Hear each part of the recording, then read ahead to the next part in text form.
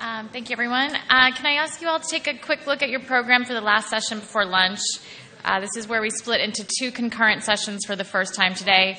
Growing Business Tourism will be held in this room, moderated by strategic consultant Paul Kelly, and Talent, Mobility, and FDI will be moderated by our very own Coleman Leiden in the Tribeca room, which is clearly labeled outside.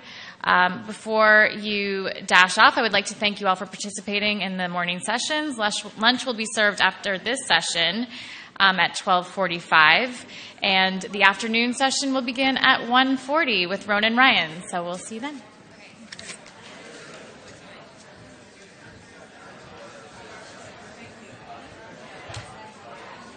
You're done. Well done. They're on, I believe.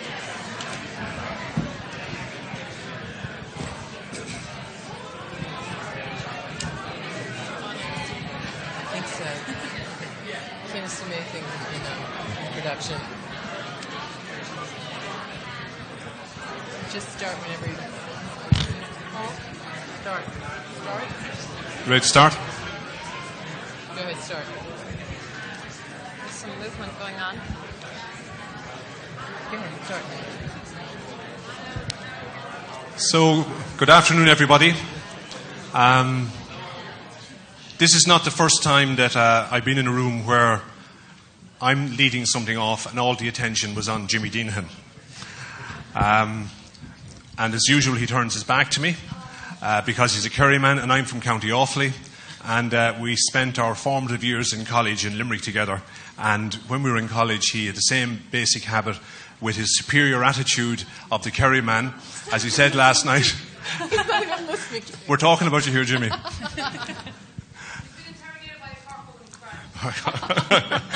Okay, so we've got a really wonderful panel here now, and I'm really excited to be asked to do this piece of work. For the simple reason, in my work as a strategic planning consultant around the world, you imagine that because of the movement to technology, digital meetings, Skype, the ability for people to communicate all over the planet without having to travel, that the opportunity for Ireland to increase business tourism would actually be diminishing. But the truth is, there's a superior opportunity there. And there's a great example of that here in the room. Ray Downs, who's from Limerick, has a business that he's led for the last 4 years. He was working with a company, only 6 people employed in Limerick. He took over as CEO, a business which had only 35 people in Yaphank, New York. They've grown to 170 people in the last 3 years under that leadership. But the critical thing is, with 60 or 70 people here in the United States, 40 or 50 or 60 people in Limerick, people in Germany, people in Singapore, he has managed to bring many of his business meetings to Limerick and to Dublin. 100 people from all over Europe and Middle East and Africa for 5 days in conferences, bringing income and revenue to Ireland. So there are opportunities there, despite the fact that he's in a very connected digital business, and yet it creates more business. So the panel here will tell you a lot more about this than I possibly could. First of all, we've got Valerie McGrane beside me, who is working with KPMG at the moment, but was also one of the people who conceived and set up the One World Summit. Would you like to say hello to and welcome Valerie, please, with a round of applause? Tourism Ireland drives the whole tourism product here in North America, and representing Tourism Ireland is their head of North America, and that is Alison Metcalfe. And we've got Aoife Roche. Aoife is with the Doyle collection, a group of very fine hotels in the US, the UK and Ireland. And finally, we've got Marianne Pearce, who is an acknowledged expert in the whole area of conferences, with a superior range of global clients running conferences for them around the world with her fantastic product. So just to give you a taste of what Ireland is in the business tourism sector, could we just roll the first video, please? Up, up, up, up, up, up, and up, you better. Up, up, up, up, up, and up. You gotta add it.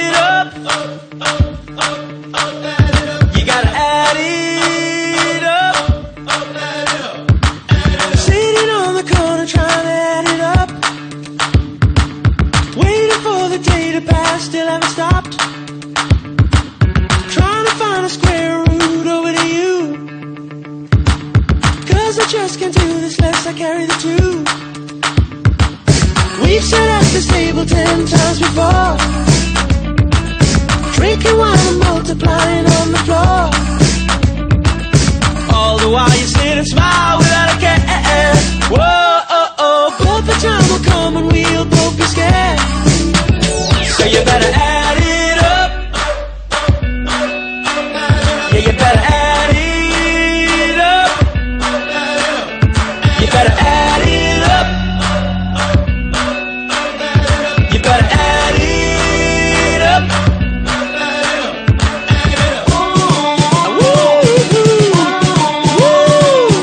Try to divide my life between work and play. Take away the job, that's the only way. Here comes screams, hands thrown up in the air. Happy and you together, increasingly rare. Whoa, oh, oh. Everything we shared, we never added it up. All the children reared, we never gave them much luck. Can't believe the time is gone and we never loved. Whoa, oh, oh, but we never got much help from God above. So you better add it up.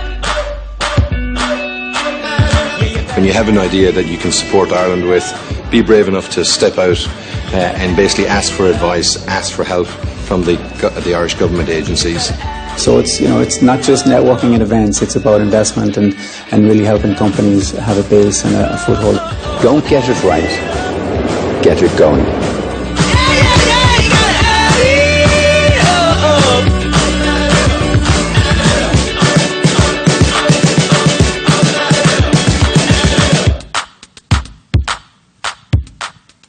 So, Alison, could you help us understand what is business tourism and why is it so important to Ireland?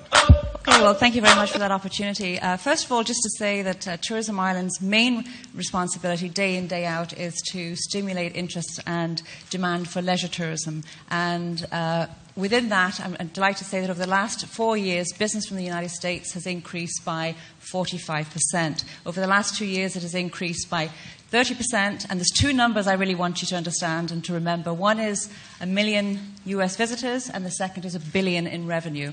So this is a huge market for us. And whilst that represents just over 90% of our business, we also spend a lot of attention talking about business tourism. And we've talked and heard a lot about people today and business networks and trying to influence. And as the video shows, we believe there's a huge opportunity here to invite you to become key ambassadors for us. It's probably a little known fact that 70% of business events, business tourism events that arrive in Ireland are actually brought by business tourism ambassadors. So what is business tourism? It's corporate meetings, it's conferences, and it's also positioning Ireland as a really attractive destination for companies that like to use travel to reward their top performers, their salespeople. And we position and we want to present Ireland as a great place for them to bring their top performers. So it's about the business we can influence. You all travel for business, and you're going to do that irrespective of Tourism Ireland or any of my colleagues here on the stage. So it's about what can we influence. And the business we have right now, it represents it supports about 19,000 jobs in Ireland. Tourism supports 200,000 jobs. And here in the United States, Ireland is ranked as the number 10 in terms of its preferential destination. When they travel overseas for incentive travel, Ireland is ranked at number 10. But for corporate meetings, we're ranked at number 18. So therein lies a huge, huge opportunity. So I think there's 5 reasons why we have this great opportunity to drive business. The first is that we have a great infrastructure. We've invested hundreds of millions of dollars right around the island of Ireland over the last decade, and we're really beginning to see that pay dividends. Everything from purpose-built conference facilities, the CCD in Dublin, which is where many international conferences have been hosted, right the way through to the Waterfront Hall in Belfast, and there's a big new extension going on there with a £30 million pound facility for exhibitions, to stately homes for events, to modern and contemporary. The second reason is we're easy to get to. If you can't get to us, it's very difficult to host business meetings. Easy to get to from the United States, more than 150 flights leaving 10 gateways every year. And that was made a little bit easier yesterday with Aer Lingus' announcement with the new Washington service, more lift out of New York and Boston. Also great connectivity from within the UK and Europe, and that's really, really important if we're going to try and ask you to act as ambassadors, to leverage your business networks and your investments in Ireland. You have an opportunity to influence your clients, influence your companies, to bring those European meetings to Dublin. So easy to get to. The third reason, I think, is we're competitive. And I think we'd like to thank the government. I mean, over the last number of years, we've seen a number of measures being put in place. The reduction in the VAT from 13.5% to 9% on hotels and restaurants and green fees. We've also seen a removal of the air travel tax, which again is making Ireland very competitive. And there's many, many other third parties around the world telling everybody that Ireland offers great value. Hotels.com recently ranked Irish hotels as being some of the most inexpensive and offering the best value in Europe. That's the third reason. The fourth reason is we have a track record. We have a track record of hosting many, many international meetings, and we survey our international delegates, and 85% of international delegates say they will recommend Ireland to for future international associations, future corporations. So there's very, very positive word of mouth. That track record, that high levels of satisfaction is delivered by people. And I think people, we know when we visit Ireland for vacation purposes, it's about the people that bring the experience to life. But in the business tourism space too, it is the people that deliver, the professionals that deliver to a very, very high standard. It's that can-do attitude that really makes meeting in Ireland so very special, so very memorable. And at the end of the day, people know they're going to have a great time in Ireland. It's a fun place to visit. It's a fun place to do business. So I think those are the 5 reasons. And we're here to invite you, as the video said, to think about becoming an ambassador. We have a toolkit online, the ambassador program, which is operated by Fáilte Ireland, in our sister agency in Dublin, and a similar scheme up in Northern Ireland, invites you to become a champion for Ireland and position it and present it to your friends, to your colleagues, and to your clients as a fantastic destination. So it's very, very important to us. It's high yield. They spend twice as much as the average leisure traveller. So it's a business that we feel there's a huge opportunity to grow. It's roughly 9% of our business right now. But when we actually delve into those numbers, it's probably about 5% of our business when we look at the business we can influence. So there's a huge, huge opportunity, and we hope that by working with you today, we can really grow that and get Ireland's rankings further up the league table. Very good. Thank you very much. That's very exciting to hear. What it sounds to me like is if we can drive up the numbers without any increase in infrastructure, we can just drive more money into the economy without any big investment. The investment's already been made. So, Anne-Marie, you were involved in conferences maybe a day or two before the internet came along. You've got many years' experience, and through that experience, you've worked with some of the best companies around the planet. You've run conferences all over the world, and your MetaMeetings product now means that your clients can run conferences anywhere and have fantastic services run from here by your system to run the entire conference. Why would people choose Ireland rather than go to some more exotic place in their minds? Well, I think Alison touched on many different key points, especially as a producer of events. First of all, it's location. I can be in Dublin as soon as it takes me to get to San Francisco, which I do a tremendous amount of work. I was at Web Summit last year. I didn't go this year. And, of course, it was the people, it was the vibe, it was the creativity of basically when the food was too expensive from the RDS, Paddy Cosgrave ordered Ireland in, the farms, the Arsenal cheese people. That was such a huge hit because meetings are about experience. They're not just about content. They're about people creating and working with each other, meeting up, and creating long-lasting business and friendships. And Ireland is perfectly suited that way. Ireland is a young town, which is a very, very key thing. I do a lot of financial services clients around the world, so they're not so much young-oriented. But as different businesses and markets there, Ireland can position themselves as the youngest market in Europe with the smartest intellectual capital and technology. And I can tell you how Ireland can really hit to the top, supersede a lot of markets. All around the world, the biggest problems in meeting is bandwidth, is connectivity. And unfortunately, Paddy Cosgrave this year, once again, experienced major failures. And that is such a shame, because there is, 22,000 people coming in, from 89% were from other countries. What a brilliant thing. If Ireland can get that infrastructure up to make your super digital and connectivity, you will differentiate yourself in the marketplace. I will beg my clients to go there. And second of all, it's also, there's lots of activity that's happening in Dublin too. And we're working with a company called Local Social, right outside of Trinity, to do the Internet of Things. Basically, it's Bluetooth Low Energy. It's be able to track. I think if you really position yourself, one of the worst experience still in this country is bandwidth, failure, all of that. If you paid attention to that, meetings without tears, I think you'd really differentiate yourselves. And just one other point, meetings mean business. Big business. In this country, direct spend in meetings is $280 billion. Okay, that's a lot of money. So you have a lot of growth, and it's a great opportunity. Thank you, Anne-Marie. That's super. Aoife, you have the privilege of working for the Doyle Collection, a wonderful group of hotels, really provide absolutely fantastic service. Anyone who's had the joy of being in Crow Park, the Crow Park Hotel, unfortunately, as an Offaly man, I haven't been there for one of our own games for quite some time. But as soon as I get home, we're going to start working on that. But can you tell me, you've got hotels in the US, great hotels in the UK, and in cities in Ireland. What does it mean to Ireland? What does it mean to the cities when business meetings come there? Well, business tourism as a whole generates 60 to 70% of our revenues into the hotels. It's of key importance for any city destination across the globe.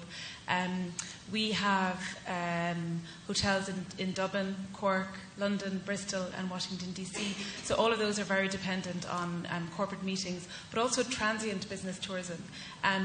Tourism Ireland can generate a huge amount of business over to Ireland. We work very closely with Tourism Ireland on various roadshows. We were just in San Francisco on this project Meet in Ireland. So, but we're working on transient business, and I wanted to touch on that because that's something that's been talked about all day today, is about the multinational businesses that are present in Ireland. We have over 1,100 multinational businesses, and those businesses are generating business into our hotels. They're generating corporate meetings, they're generating transient business, so it's of key importance that we encourage more and more businesses to come to Ireland to set themselves up. Airbnb, someone mentioned this morning that they have opened their European headquarters in Dublin, and one of the key reasons they chose Dublin was because hospitality is in Ireland's DNA, and I loved that. I think that's something that we need to promote. We need to get that message across, that it's not about the tax breaks. Some of it, of course, always is going to be, but English is our mother tongue. We're the gateway to Europe. We have so much going for us with the talent, the educated population that we have. Let's bring more businesses into Ireland that can generate business for the Irish hotels and into Europe. Thank you very much for that. I suppose some people here are wondering, well, what can I do about this? Some people like me might be saying, well, I'm a bit too old for this. Someone might be saying, well, I don't have really good contacts. Or someone here might be saying, I'm too young to make a difference or maybe help bring something to Ireland in terms of business tourism. If you look at this video, you might just change your mind. Yeah, so why are we here in Dublin? When we award the host city, one of the things that informs me and David is always, what is the story of that city? What is the story of that country? And what can the world learn? And we felt very strongly that there was a reason to include Ireland and Dublin on the shortlist because of the story, whether it's from the north or whether it's from the Great Recession. The story actually is one of a triumph. It's one of society. It's one of communal values. It's one of a people pulling things around, pulling through, and having a lot to show to the world. In addition to which, it's not an easy bid to win. Because it is becoming more and more competitive, there are very few cities that fancy themselves as world cities that wouldn't like to have the next generation of leaders hosted in that city. But Dublin's bid, in the first instance, was put together by a bunch of very young people, which is exactly the kind of leadership that we hope One Young World looks for and we are certain that it finds. Moreover, it was supported by an absolutely outstanding advisory board under the leadership of Peter McKenna, who's here at the back. and an advisory board that showed us that all aspects of life in Dublin were pulling together, both business, both the city itself, both society, both education, with Paddy Prendergast from Trinity College. And that is exactly the kind of example you would want to show other cities and other countries, that this is the way you do things, this is the way you get it done. And this was the case for us in Dublin. Dublin now, a capital of technology. Some people would say, and I would agree, the capital of new technology for the whole of Europe. And that's why we're here. The reason that the Sir Bob Geldofs and the Kofi Annans and this year Mary Robinsons come is because they also see the power and potential of this generation to drive change in the world. In your greatest hope, you really are looking for the leaders who are, in times of great stress and trouble, another Nelson Mandela. And we have to believe that these people can be found. And that's really, I think, the thing that keeps us going. Somewhere, somehow, there are other people like that. Have to find them because the world needs them. I think that deserves a big round of applause.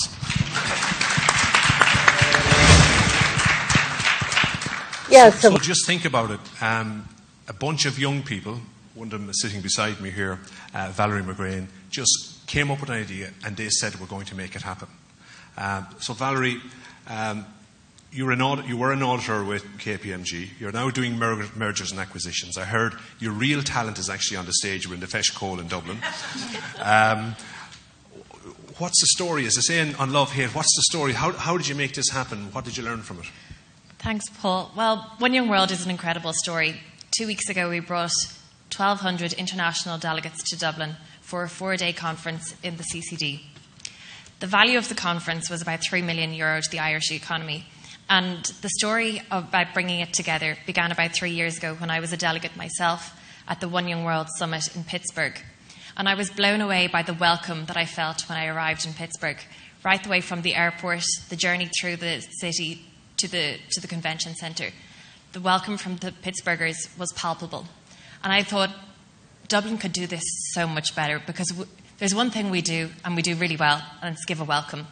So our welcome economy is vast, and we really, really need to capitalise on that in the future. As I left Pittsburgh, I was speaking to a fellow Irish delegate and said, God, we could really do this. Left, got on the flight home and never thought about it again until about 18 months ago when we decided, in some crazy thought, that we'd put together a bid and pitch on behalf of Dublin City to host One Young World in October 2014. We pitched, as you heard there from Kate Robertson, against Hong Kong and Edinburgh, two world-class cities. And what really had the edge for us was our welcome and our story. The story about young leadership coming through. And I think what really stood out was, for the conference organisers, this was 3 young people under the age of 30. And that's who the conference is targeted at, delegates between the ages of 18 and 30. This is 3 young people coming together and without any experience of event management and taking on the role of conference ambassador, as we heard from Alison. And I think that's what won it for us. We had the story, but we also had the passion to drive through, and over the 18 months, knock on every door of every business in Dublin and ask for support. We had incredible support, as you heard from our advisory board, which was headed up by Peter McKenna from the GAA. And as we heard from Aoife about the DNA being, the hospitality DNA being in our genes, I actually believe that the volunteerism and the welcome that we have is in our DNA also. And Peter McKenna, being from the GAA, really brought a lot to us. We had an army of 200 volunteers at One Young World, and Paddy Cosgrave is obviously very, very capable of strumming up an army because he had 24,000 delegates this week in Dublin. So there's a huge potential of strumming up these people like myself who are young leaders without any experience in tourism or conference organising, taking on the role as brand ambassador. And I feel that there's a huge potential for us to have the public and private sectors working together. Me being from a private sector firm, was able to get a huge amount of support from my firm to allow me to volunteer and give a lot to One Young World. And to see it all come together 2 weeks ago when I arrived back in Dublin was pretty emotional. I was very proud to see everyone there and be part of such a great event. Very good. Thank you very much for sharing that wonderful story. And I like to comment about Ireland being a welcome economy, and I also like to comment talking about just working on the crazy ideas. I think we're particularly good at that, and turning them into action is really what you did in that. Just to get one thing from each person for the audience here, what's the one thing that Ireland could do, each of you, that by doing that one thing would make a real difference in building business tourism? Marianne, if you came with your one crazy notion or practical thing that could be done, that by doing that one thing it would just be a catalyst, what would it be? Well, I think K-Mila Falcha is going to mean unlimited bandwidth. I mean, I think that is something that for all of my clients all over the world has been a major impediment. So it's meetings without tier. I think that the convention center has some very, very wonderful setup, and that's what planners are looking for. So it's go and ramp up and exceed everyone else's expectations. You have plenty of it, and you have the creativity and the crazy ideas and a lot of great young people who can execute them. And Aoife, from your point of view as someone who is developing properties and hopefully growing them in Ireland, what would you call on people here to think about? I suppose for us now it's about looking forward, planning ahead. You know, we want Ireland to look 5 years ahead, 10 years ahead, and how we can be ahead of the game. You know, when you take a city like London, where I live, and I admire the way they move forward at such a fast pace. And, you know, Dublin and Cork and all the major cities across Ireland need to do the same. You know, we work very closely with a lot of the new media companies in Dublin, for example, the likes of Facebook, LinkedIn, are big clients of ours. And we recently visited Google's offices and our CEO saw a video wall and got very excited, and has just installed a video wall in the Westbury Grafton Suite, a 3x3 metre video wall. So it's first of its kind, and we're hoping that things like that will attract business tourism to the destination, you know, that we're just a little bit ahead in what we're doing. So planning forward, I think, is key.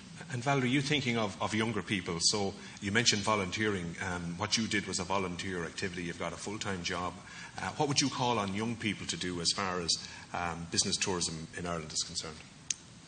Well, interestingly, I think the fastest growing tourism business in Ireland isn't actually a tourist business at all. It's Google. And this year they're going to bring over 25,000 Googlers to their foundry, the new facility in their EMA headquarters in Dublin. And we need to applaud Google for bringing this cohort of Googlers, international employees who can spend a lot in our economy, but we need to show them how that they can stay for longer as not just be a business tourist, but be a cultural and embrace Ireland and stay for longer. So I think from a young person's perspective, if you have a crazy idea about bringing a conference to Dublin or a business meeting to Dublin, get in touch with our friends at Fáilte Ireland and Tourism Ireland, who can provide immense support for the business tourism section. And go for it. If you have a vision, go for it. Okay. So, Alison, I'll leave the last call to action from yourself, and we'll give you marks out of 10, the number of volunteers you get here. So what would you be calling on people in the room here to think about? Well, I think it's about partnership, and I would just encourage as many of you out there who would like to get involved. I mean, and I think if we can work together, ourselves, Tourism Ireland, Fáilte Ireland, and the Northern Ireland Tourist Board through their ambassador programs to bring business to Ireland, I think not only are you going to make an incredible economic impact on the economy, the great thing with tourism, whether it's leisure tourism or business tourism, it does extend right around every nook and cranny of the island of Ireland, so everybody stands to benefit. But you'll also get a huge buzz and feel a great sense of pride of bringing business back home, and I think Valerie has described that very well. So I would encourage you to contact us, and I know we do have a piece of print, I think, in your kits that talks about the Ambassador Programme and talks about getting involved. We have a team in the US that looks after business tourism, and we can certainly connect you to the right people. So let's work together, and let's try and grow our market share in the business tourism space in the same way that we have with leisure tourism. Very good. Thank you very much, Alison. So there you have it. I see this personally as someone who travels internationally to run workshops around the world, that I used to think I was asking people a favour, would they come to Ireland and maybe run a conference there. What the real point here is, you're actually giving them a gift. You're giving their business a gift. When they bring their people to Ireland, when they run a conference there, when they run a workshop, they get amazing service, they get that welcome, they get a great experience, and very many of them end up staying extra days or come back again with their families or their friends. So when you're asking, you're not asking for, you're actually giving them a gift of a trip to Ireland and the possibility of becoming part of those people who are promoting Ireland all over the world. So I'd like you to give our panel here, who did a wonderful job, a round of applause. Thank you very much.